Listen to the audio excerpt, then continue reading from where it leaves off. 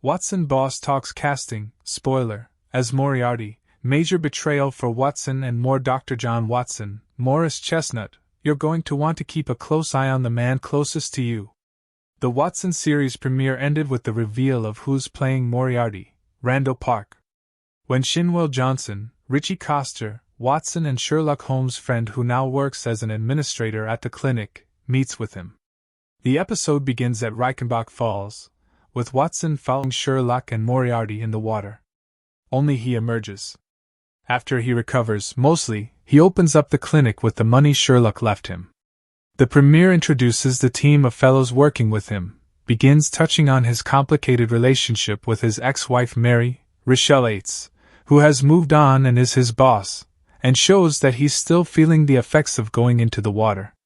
Below, executive producer Craig Sweeney talks about casting Randall Park as the iconic villain, what's going on with Shinwell, the long-term effects on Watson, and more.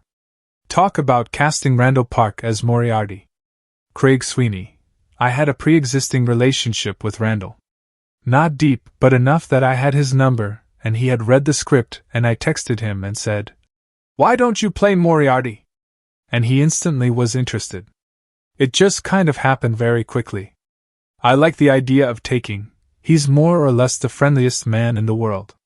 So I like to ask the question, what kind of sinister thing might lie beneath that sort of veneer of pleasantness?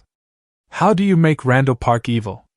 It's a fun problem as writer. I wanted to shock and surprise and provoke and get you to watch the rest of the season. When did you know you wanted to be Shinwell who had that connection to Moriarty? I knew that pretty early. The character of Shinwell has always interested me in canon, and we used Shinwell in Elementary, which I also wrote for, in a very different context. But I knew I wanted somebody from that world kind of around the clinic. Shinwell jumped into my head right away. What can you say about those samples? Watson is a geneticist, so those samples are samples of DNA taken from the clinic, and Moriarty has a very specific and medically accurate plan for those samples. That is the big story of the season. What can you say about the extent of what Shinwell is caught up in whatever this is? Because it doesn't seem like it's by choice, right?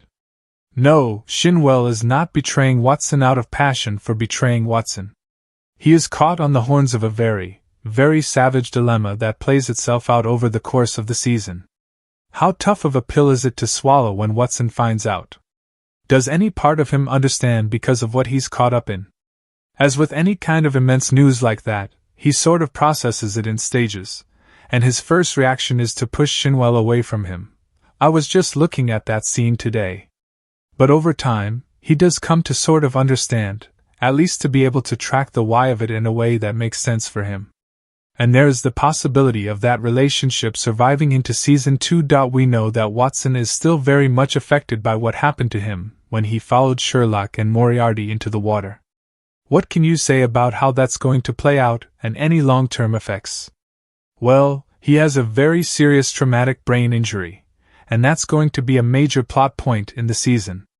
He's self-medicating, and Moriarty's ability to monkey with those medications is a very important thing as we advance through the season.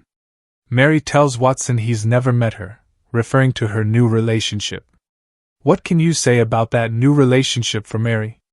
It's somebody that she's involved with who is in their orbit in the hospital, and the relationship is a source of solace for her, but it's tension between her and Watson. Watson mentions Gregson in the premiere. How much are we going to be hearing about Scotland Yard and its inspectors and possibly seeing anyone? We never see Gregson in Season 1. Gregson is out there. Lestrade, in our universe, is a detective in Pittsburgh, and they meet in episode 10 of our season and collaborate in a case. And that's very much going to be an ongoing relationship.